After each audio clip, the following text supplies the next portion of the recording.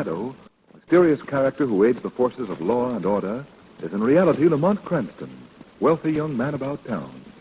The Shadow uses his hypnotic power to cloud men's minds so that they cannot see him. Cranston's friend and companion, the lovely Margot Lane, is the only person who knows to whom the unseen voice of the Shadow belongs. Today's story, The Killers Rendezvous. We find Margot and Lamont flying westward, high above the clouds, in a silver-winged passenger plane.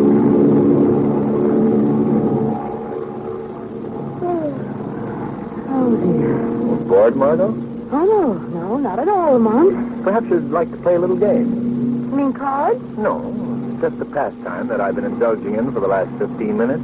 Well, what is it, Lamont? Well, it has to do with our fellow passengers. Oh, good. Sounds interesting. I've been watching their mannerisms and behavior, trying to guess just what sort of persons they are and what they do. Oh, that sounds like fun.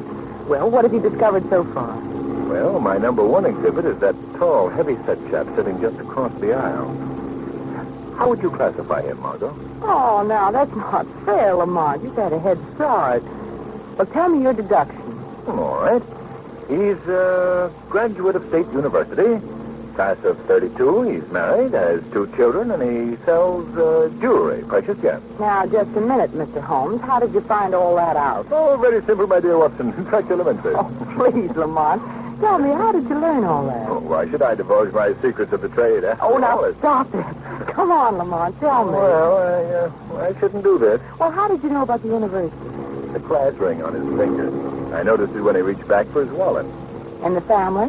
Their picture fell out of the wallet when he opened it. And his profession? That tiny leather case that he's holding so nervously under his arm.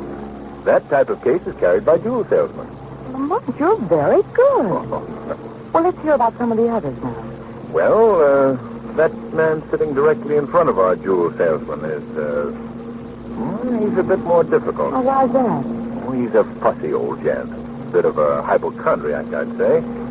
He's been constantly having the stewardess fetch him glasses of water, which he uses to down the endless succession of pills. Well, maybe he's an invalid. Oh, I don't think so. Something puzzling about him. That old man appears to be constantly watching for something. Waiting for something to happen. Ah, intrigue. Well, what do you suppose is going to happen? You really want to know? Mm-hmm. Nothing. Oh, Lamont, you spoil everything. Now, wait a minute. That leaves only 2 more passengers.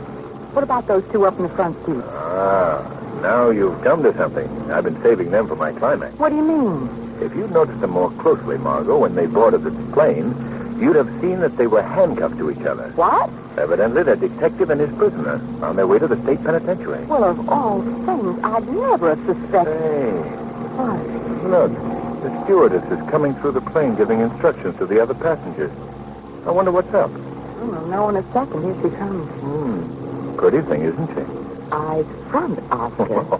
I wonder if you would mind adjusting your safety belt, please. We're going to land soon. Are we nearing the city? No, but we've gotten word of a severe storm ahead, so we're landing at another field until it blows over. Take the precautions. Very well. Oh, Lamont, I hope we're not delayed too long. That seems to be the feeling that you share with our fellow passengers. Judging by their appearance, they're not pleased with it either. Oh, I noticed that. Well, one thing, Margot. If we are grounded for long, we'll be with some very interesting companions. I'm very sorry to have to tell all of you that word has just come through that we'll probably be grounded for the night. No, what's this? Grounded for the night. Why, that's an outrage, Stewardess, fetch me some water. Let's take a pill at once. Your fussy old man is running too tight, Lamont. Yes. We can't stay in this little hangar all night. My jewel salesman is provoked too, Margot. Yes, you know, the only ones who seem untouched are the detective and his prisoner. Yes. Please, gentlemen. Wait, the stewardess wants to talk. We might as well hear what she's got to say. Thank you. We've arranged for a car to come here. It's outside now. I don't suppose it can get very far in this storm, but it can take you all to a small inn up the road. Take us to an inn. You mean we're spending the night around here? Is that it? Is that what I understand? I'm afraid you'll have to. Oh, no, Oh, we've gotten word that all roads leading to any of the towns are flooded. Well, I've got to get through. I can't spend the night here. Well, it doesn't look as if we have much choice. So I think we should all make the best of it. Perhaps we'd better introduce ourselves. I'm Lamont Cranston, and this is Miss Lane. Cranston and Lane, Cranston and Lane. My name's Carson. It's almost the same. Made a poem, didn't I? That's a hot one. Where's that girl with my water? I got to take my pill. It's nice to have met both of you. Well, my name is Waterman. I'm happy to meet all of you. Same here, same here. I'm sorry that you're not able to get through, Mr. Waterman. Yes, it's quite upsetting. I have a delivery to make, you see, a most important one. I have it here with me in this case. Oh. Well, if it's something of value, Mr. Waterman, perhaps you could leave it here in the place. Oh, no. I'll carry it with me, thank you. What about the detective and the prisoner, Lamont? Oh, yes. I didn't get your names, gentlemen. Our names? Yes. We're just two guys named Smith. Here's a glass of water, Mr. Carson. Now, what kept you? What kept you? I don't feel like a pill now. And don't tell me I look like one. Well, then, the car's waiting, folks. Oh, thank you. I guess we'd better get it going. Come on, Margot. Righto. Do you know something, Margot? What? I have a feeling that this is not going to be a dull evening.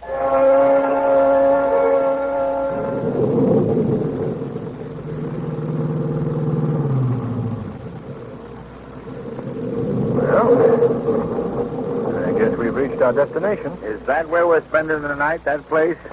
I guess so. Cheerful-looking spot. What there is left of it. Yeah, the woman's right. Cheerful. I hope she was being sarcastic. It appears to be some sort of a roadhouse. You see the sign above the door, the Rendezvous? Rendezvous. Sounds like a nightclub. I imagine it was at one time. Judging by its broken down appearance, that time has long since passed. Well, are we going in? Oh, might as well. You take my coat, Margot. It's raining pretty hard. Oh, thank you, Lamont. Come on, everybody. You run ahead, Margot. All right, Lamont. What an experience. What an experience. Where are my pills? Can't you forget those fool pills, Carson? Now, how about the two Mr. Smiths? You getting out, gentlemen? Yeah. Come on. You'll return for us in the morning, driver? Right? Fine. Good night. Good night. So what's the matter? Why are you all standing outside? Very funny, that question of his. Lamont, the door is locked. No one seems to answer. Oh. Open up in there. I'm getting soaked. Why doesn't someone answer? Will someone in there? Oh.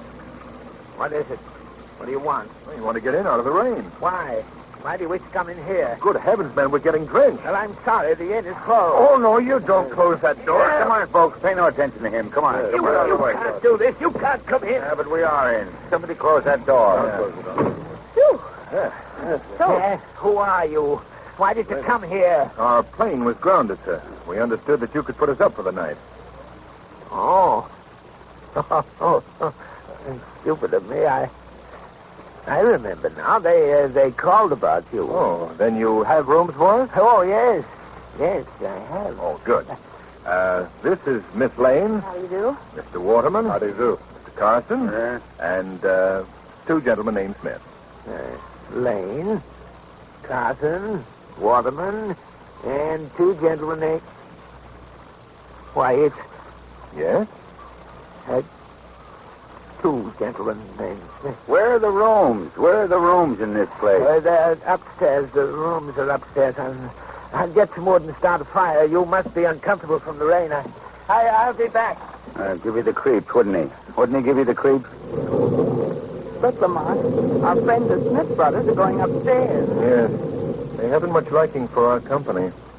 I imagine, though, that the detective prefers to put his prisoner in a room where he can keep a close watch on him. I don't know how the rest of you feel, but I don't like this place.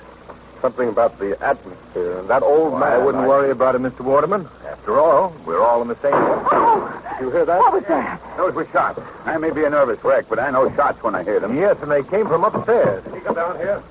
Did you see him? Whom are you talking about? My prisoner. He escaped? Did you see him? No. He didn't come down the stairs. Well, he's gotten away. Now, listen, all of you. You've got to help me. Well, what happened? I was taking that man to the state prison. He was a dangerous criminal. Yes, but how did he escape? Just slipped out of the cuffs when I got him to the head of the stairs.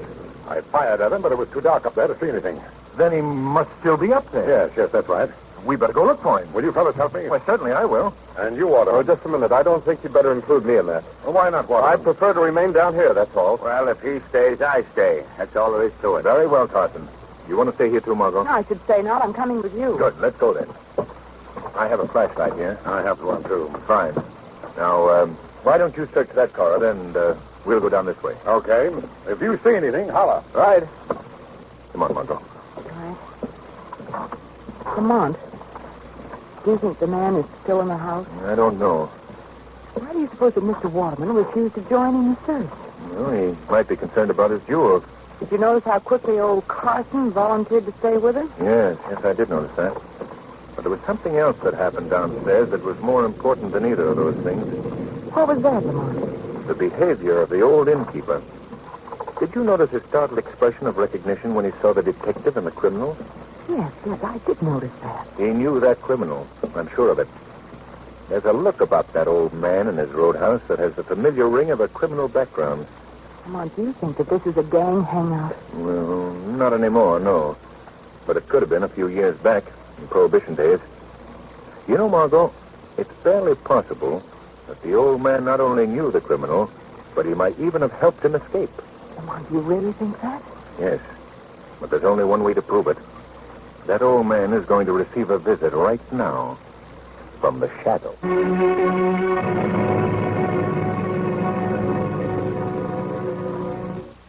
Now we return to today's thrilling episode of The Shadow.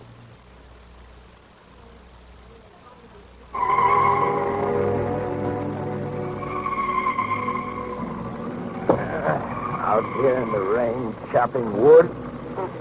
There's really no need for a fire. It'll all be warm enough tonight. Yes, with that killer loose. Huh? What was that? I've come to pay a call on you, old man. Who speaks to me? I am called the Shadow. Where are you? I see no one. That's true. By my hypnotic power, I have made myself quite invisible to your eyes. What do you want of me? I want you to answer some questions. What about? Did you know any of the people who came here tonight? No. You're lying to me. You knew one of the men who was introduced to you as Mr. Smith. I don't know what you're talking about. He wouldn't have been an old criminal acquaintance of yours, would he? What do you mean? Someone that you might have known in the old days when this inn was a criminal hideout? Who told you that? It's true, then. This was a gang hideout. That was a long time ago. But not so long ago that you wouldn't remember an old companion. Am I right? What are you driving at? That criminal that you recognized was being taken to the state prison. A few minutes ago, he escaped from the detective that was guarding him. He escaped? Yes. He's at large in this roadhouse. And I think you helped him get away. No, you're all wrong. But you knew him, didn't you? Hey, yes. Yes, I knew him all right, but I didn't help him. How can you prove that? I'll show you how. I'll go with you. I'll go with you to the detective that was guarding him and tell him all I know about it. Oh. Who fired those shots? Come back here. Come back. Oh. Old man. Old man. Why? He's dead.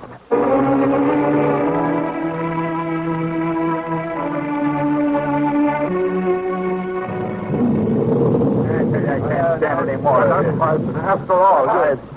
What were those shots? The old man, the old innkeeper was shot and killed. It was the criminal, the escaped criminal. He did it. Did anyone see the killer? No, we just heard the shots outside, and when we got out there, the murder was gone. What a night. What a night. Get me some water, somebody. I need a pill. What are we going to do? All of us are in danger. Well, I'd better phone for the police. Lamont is dead.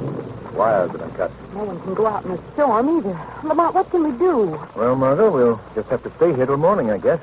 Wait till the car comes for us. Look, gentlemen, there's something I must tell you.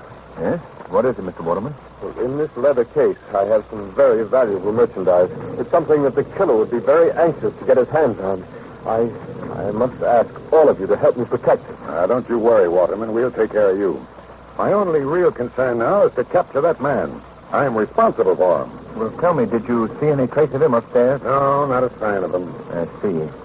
Well, I have a suggestion to make, and I think that you all should follow it. Yes? What? What is it? All of us should go to our room. That is, all of us except you, Detective Hawkins is the name. Oh, thank you. I think that Detective Hawkins should stand guard, and the rest of us should try to get some sleep. Get sleep. Get sleep with a killer running loose? Are you crazy? He's right, Carson. If my escaped prisoner thinks we've all turned in, he might come out of hiding. But, Mr. Cranston, would we be safe in our room? I think so, Mr. Waterman. At the first sign of anything suspicious, I suggest that we call out. Well, Come along. It's the best thing to do, really. Do it under protest. Only under protest. I understand, Mr. Carson. Come along. This night better end soon.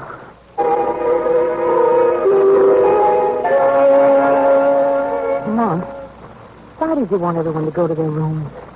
Isn't it dangerous? Perhaps. But the danger would be just as great downstairs.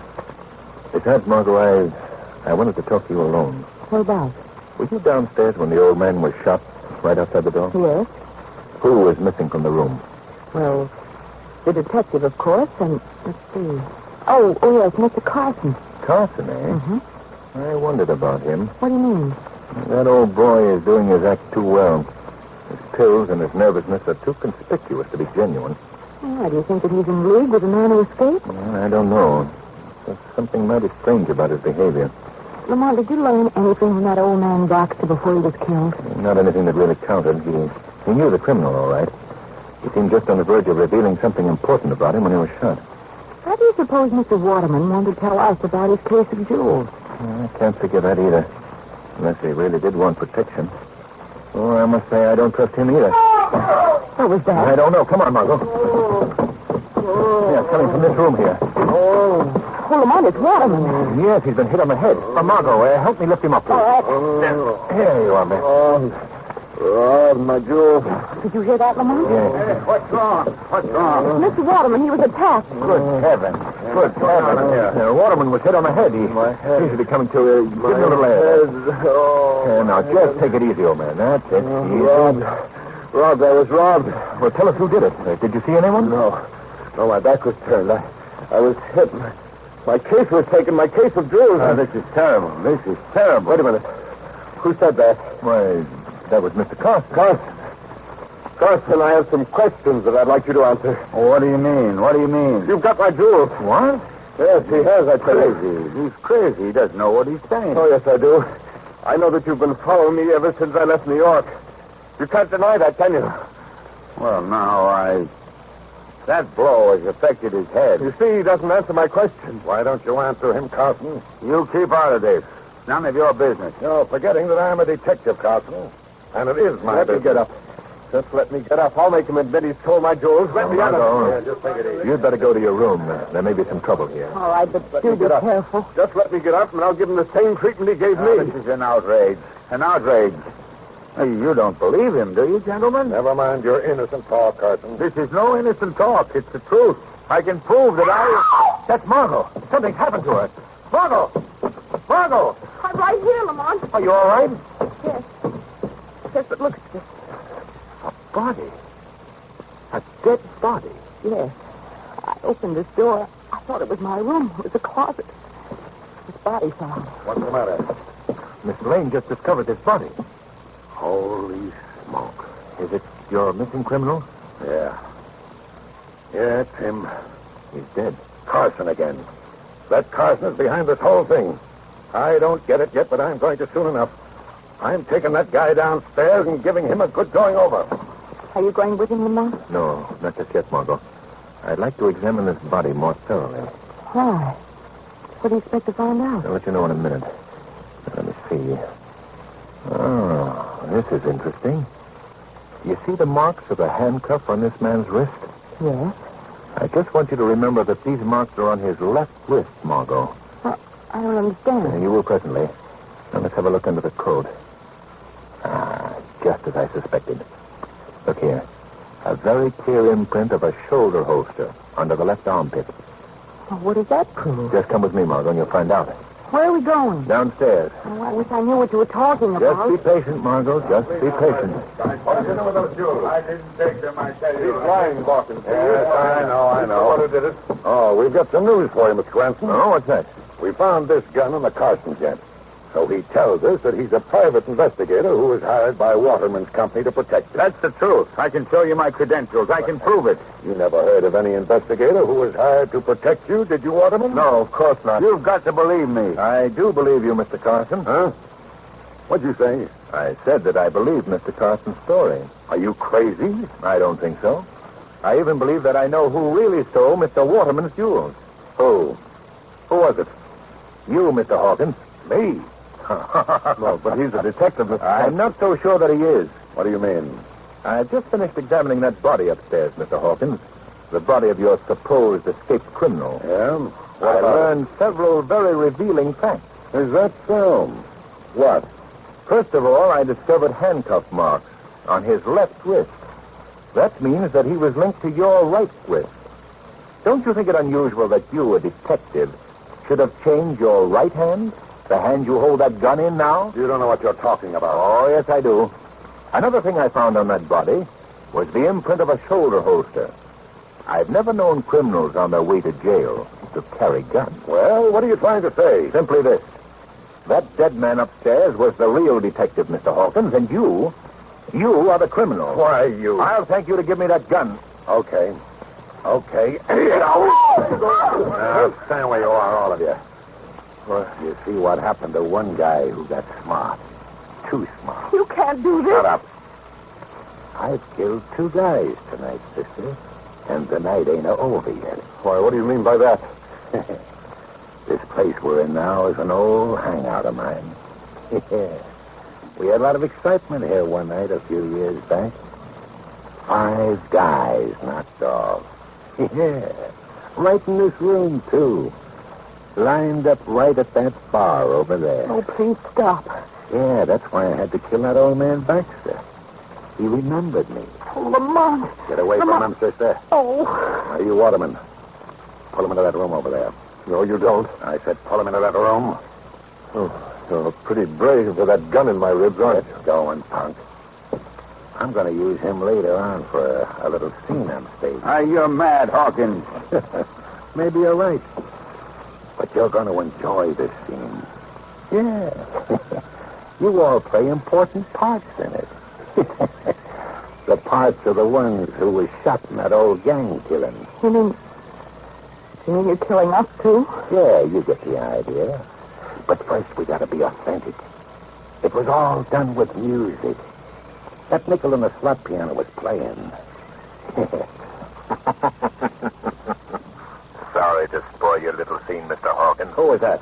Who spoke? You might know me, Mr. Hawkins, as the Shadow. You again. Well, where are you? Come out where I can see you. I prefer to remain invisible. I can deal with you better that way. You ain't dealing with me. Not till I take care of them first. Put down that gun. Try and make me. Very well, I will. Grab his gun quickly. Yeah, I got it. That's it. I give him to you now, gentlemen. He's your prisoner. I've got him. I've got him covered. See if he has my jewels. Yeah, wait.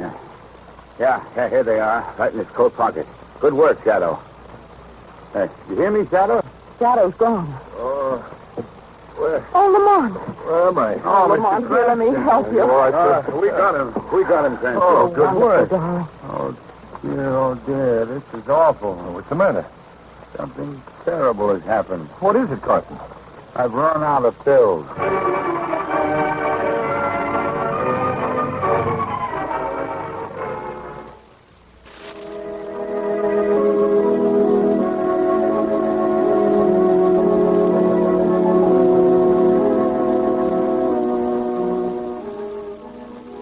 Today's program is based on a story copyrighted by the Shadow magazine. The characters, names, places, and plots are fictitious. Any similarity to persons living or dead is purely coincidental.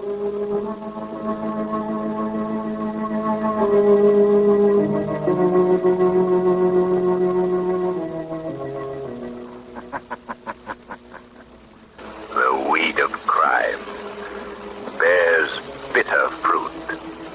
Crime does not pay. The Shadow knows.